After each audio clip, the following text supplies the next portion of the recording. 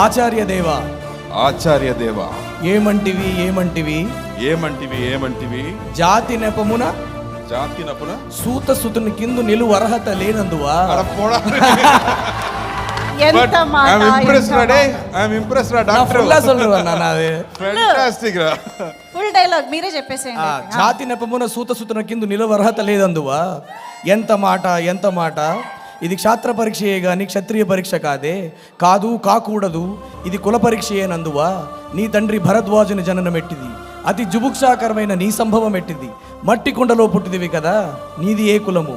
ఇంత ఏలా అశ్వత్పితామగుడు కురుకుల వృధుడైన ఈ శాంతనువుడు శివసముద్రుల భార్యకు గంగాగర్భమును జనించలేదా. మది ఇతనిదే కులము. నాతో చెప్పొచ్చువేమయ్యా, మన వంశమునకు మూల పురుషుడైన వశిష్ఠుడు దేవవేశియగు ఈ ఊర్వశీ పుత్రుడు కాదా.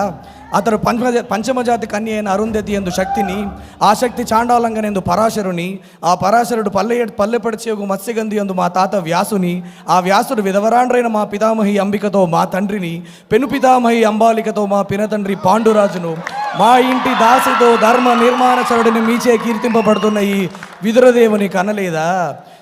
క్షేత్ర బీజ ప్రాధాన్యములతో శంకరమైన మా కురువంశము ఏనాడో కులహీనమైనది కాగా నేడు కులము కులము అని వ్యర్థవాదం ఎందులకు. Thank you.